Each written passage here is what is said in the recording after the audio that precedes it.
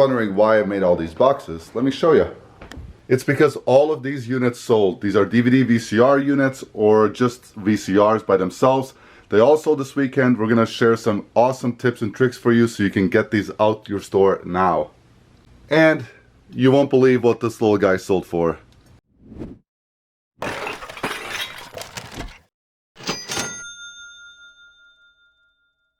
Here are all of the units laid out. What I just finished doing was making sure that I have the right remote with the right blank tape and making sure that we have the AV cables for each unit. Typically we'll sell 1 or 2 in a day, never this many, so I have to be very careful when I'm packaging these. What I'm going to do is actually put the model number on the outside of the box for each one. They're actually pretty easy to pack. I'm just going to bubble wrap them nicely so that, you know, they have a good amount of padding. And then these are the only boxes that we actually buy, because most of our boxes we get for free. They're the 20 14x6. We get these off of Amazon. I think they come out to like $1.30 a piece. I'm just gonna simply bubble wrap them, get them in there, tape them up, and get it done. As far as packaging these, we just roll the crap out of the bubble wrap. I'm gonna go this way, and I'm gonna do this for a while, and then I'm gonna turn it around, and we're gonna go horizontally. So here, and then we'll place it. And you do halfsies, because you got to make sure you get the whole unit. Obviously the corners are usually the most sensitive part. It gets dropped on a corner. Something we've had it where things fall off and we have to do a clean. And do not skimp on your bubble wrap. Don't try to save money on this, because then you'll just end up with a broken unit. Okay. Then you get a half. I'm gonna fast forward it when you're not talking. Right.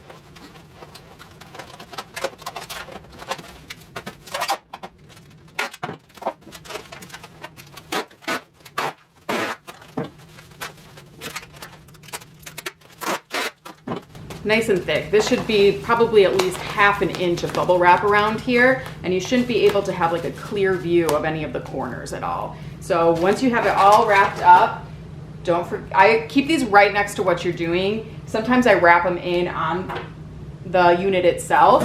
If you don't do that, just make sure you have them there, because it's very common to forget about them. And I'm just gonna wrap them up together in another little one.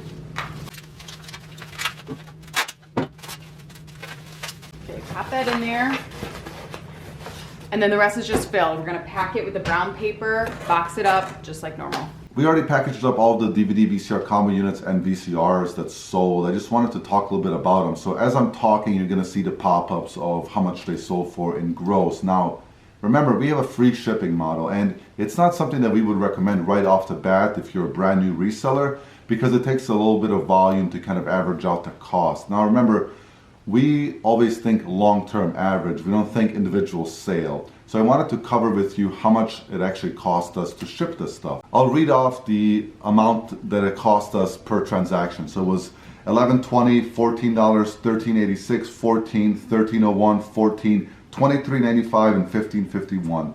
All of those came directly off of the eBay website, and all of them shipped UPS ground. That's typically the cheapest for this size box, right? The 20 by 14 by 6, you know, roughly.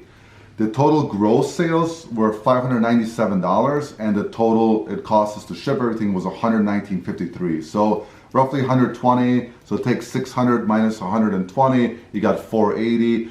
On average, we spent about 10 bucks on each unit. Take away 80, so our net income after, you know, before fees is $400. Fees on 600 bucks is roughly 75 bucks, right? So you can do the simple math there. A lot of those VCR DVD combo units have been sitting in our store since like January. Some of them a little bit earlier, some from the summertime, but some as old as almost a year, you know, roughly 11, 12 months. So the strategy that pushed all of these sales this weekend was that on Friday night, I reviewed every single listing that we had with the title of VCR or VCR DVD combo unit in it. And then I went and checked the current market prices. I did that because this is the season where these units are going to be selling the most, because a lot of people are taking their old VHS tapes out and watching old family videos, right? And you know, there are some customers that are just looking for them all the time anyways. These are really good sellers, really year round. But again, specifically this time of year, we knew that they're going to sell fast. A lot of these we adjusted prices on because the original prices match the average prices back when we listed them, and some of those needed adjustment because it was post-pandemic or different times, whatever. The reason why they weren't selling is because we were outpriced. So a bunch of them, we lowered the price. We ended up ending the item, fixing it, lowering the price, averaging in about $15 for shipping on each unit, and then relisting them as new listings, although everything else was the same, the photos, the titles. I did fix a couple of item specifics, but that's pretty much it. Now remember, if you try the strategy of taking stuff down and then sell similar to relist, make sure that you're actually adjusting some things, including the price or the photos or the title, just to give it a little bit more of a bump in the search metrics and make sure that the items are actually what people are looking for. And remember that sell-through rate as well, as always. Hopefully that helps you guys, especially with some of your stale inventory. Don't forget about that stuff because it's eating up a lot of your cash flow and it's taking up a lot of room. Here are some seasonal items that sold for us over the weekend. You may remember these from another video. These are the last pieces from that Goodwill haul. We picked up 6 for $6 a piece, and these are the last ones. We have no more left from that haul. We also picked up a few Department 56 items, and we only have one more of those left, so very happy with that. This was the smallest one, just a little gas station. It sold for $33 on an offer. As you can see, that's how our first pictures are with these light up ones. That's why it's so dark there. We turn the lights off so people can see that it is a light up house and not just something that sits on your mantle. This St. Nicholas Square, it's actually a very decent brand to look out for. This is a cute little tea room that sold on an offer for $40. And this was the big, more expensive one. It's a larger piece. These are very detailed. This one sold for $75, free shipping. Next, we have this heater. We are all out of small space heaters. We picked up a couple this summer that sold earlier in the season. This one sold for $50. We only had it listed for less than 24 hours. Lightweight, but great little pieces to get up. When it's cooler outside, they go very quickly. If any of you include National Lampoon's Christmas Vacation in your holiday streaming cycle, then you probably recognize this mug. Clark Griswold holds it for a few seconds in the film, but because of that epic appearance, this specific Taz mug sells for crazy money. It is specifically this model. It is a 1989, just a Taz mug. It's not even like, it doesn't even feel that fragile. So we're just gonna, roll it up in a ball and stick it in the mail. We're not really going to do that. This little guy sold for $200. So the plan is we are going to wrap him up in a ball of bubble wrap, make sure he's very well cared for. And then I have 3 boxes constructed over here because we are gonna triple box him and send him priority. Small little box here, gonna put him in there once he's a ball. Pad a little bit around between the first and second, and then pad again around the second and third box just to make sure we do not ruin somebody's Christmas. We had a number of strong clothing sales this weekend. One thing I'm actually very impressed with us is we have learned a lot more about clothing than when we started, and most of the clothing that we're picking up is selling quickly. So the average time for clothing to sell is probably between like 30 to 90 days. We've been selling everything within a couple days to a few weeks. So I am very proud of us that we've learned so much more, that we've had quicker clothing sales. I'm just gonna touch on some of the bigger sales. First one is J. Crew. This has been a little bit controversial for us lately as much as we're selling it. I'm only picking up certain styles, certain materials. I've sort of reiterated that J. Crew is not created equal. This is a wool pea coat, and it's just very well done. It has the store tag, which is important. It's a bit of an older tag, not vintage though. And this sold for $65 on Poshmark, which means they'll pay shipping. which is great because it is a heavier material coat, so it would have been a little bit more expensive for us to ship it depending on where they're going. Another pair of the BKE Tyler sold. This is a very strong model in this brand to watch out for. It has over 100% sell-through rate. I was lucky enough to find 4 pairs sitting together on a new rack right before I jumped into the checkout line at a Goodwill maybe a week and a half ago. And I think we only have 1 more pair left. So again, strong seller, $32 on Poshmark. These I'm gonna try to pronounce it correctly, Adriano Goldschmied jeans. It's a very strong jean brand. However, not all models sell the same. This one is a men's brand. The men's do tend to sell at a higher price. These we got from my favorite store to hate, the Mel Trotter, on probably that day where they wouldn't let me buy something else. It was among other Adriano jeans that they had listed for 12, 13, and then these, someone missed and priced them for 8, so I picked them up. They sold for $39 on Poshmark, which means they paid shipping on top of that. As much as I love a great vintage sweater, I was a little surprised at how fast this one sold. We picked it up, listed it, sold within a couple days for $38, but I cannot blame the person who got this. It's a longer style, made in USA, and this print, all day. I'd wear this all day.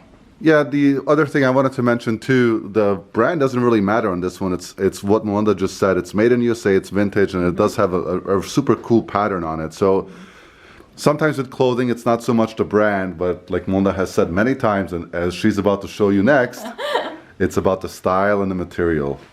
Right, so I picked this one up based on the style and the material. I didn't look it up was in the store because I was confident in just those 2. However, it ended up being a great pickup. The brand is Toad & Co. And at least in this style skirt, which is, you know, about a knee length wool, it's 100% merino wool, great print, obviously, it's described as Aztec. And over 100% sell-through rate. We sent out some offers last night. We had it listed for a few days and it sold for $40. Again, those are just the highlights. You guys can always check out the solds on our store if you're curious about more, as well as over on Poshmark. If you follow us on Instagram, you also saw that we had a very strong J. Crew sweater sale on Friday that went to Australia. You can check it out there. Feel free to give us a follow as well. We're going to do a quick recap of our weekly numbers as well as go over our weekend numbers for you. Here it is all packed up. So this is the priority mail stuff right here. As you can see, we use a lot of recycled packages as much as we can. Some more priority mail, and then this is all UPS ground right here on the bottom. It took a little bit longer than we thought, or maybe it just took the right amount of time because we knew that it's going to be a long packing day. Time to drop these off and conclude the video. So if you saw in previous videos or like a video or 2 ago, Melinda put together this board. So this is something that we decided to do just to make sure that we're holding each other accountable. And you can see that most of the listings are done by Melinda, and that's because she's just better at everything than I am. But our goal is 30. Thank you. You're welcome. Thank you very much for telling the truth. Yeah, so 30 a day. So we list 30 on Monday. This is all past week. 30 on Tuesday, Wednesday, Thursday, and then only 25 on Friday, so we missed our goal there. And then on Saturday, I think we only listed 4. And Sunday, we didn't list anything because we just hung out as a family. Respectively, is that the right word I'm using there? I mean, keep talking and I'll let you know. I don't know. It depends on what comes next. This is how much in gross we've sold. So 330 on Monday, which makes sense. Over 1,000 on Tuesday, 735, 897, 748, and 861. And did we do Sunday? We didn't do Sunday's number yet. So we'll have to do Sunday's number here, and then we'll just tell you a little bit about our weekend performance. And again, this is gross sales. That means that those are the gross numbers. We pay shipping. We keep about 50%. But you can see that we've had a really strong week in sales. All right, guys, that was our day. We spent most of it packing because we had a really great weekend, lots of heavy items. We had a 3-day total of $2,486, and we sold a total of 64 items this weekend. Strong weekend. We're gonna keep pushing for stronger and stronger weekends though. I still feel like there's a lot of room for improvement. Oh, of course. The 2400 is roughly a record, or at least it's in the top 5. And the 64 total sales was definitely a record by 4. Our biggest other, 3-day weekend span was 60. Remember, we keep about 50% of that as cash, so you can do the simple math in your head. When I went back downstairs to put away the new technology on the shelves, there was a lot of open space. So it was really nice to move 8 of those bulky units out.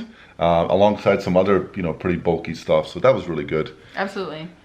We still have some time to process today, so we're going to process some more. And then tonight we're going to put in one last push because it's the last week of quarter 4, just to get as much out of here as possible. Yeah. And we just fail. Let's see. I mean, all right, that's a good way to end this one. Yeah, let's see what it is. Hey, look, $120 sale vintage.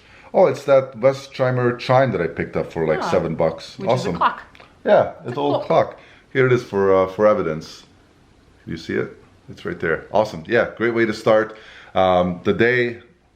Heads up on those vintage wood wall-mounted clocks. They're a decent seller on eBay. Anything else? No. That's it? Yep. Sign off. Yeah, appreciate you guys. Thank you very much. Hit the thumbs up. Subscribe to the channel if you haven't already. We'll catch you guys in the next one. Take care. Take care.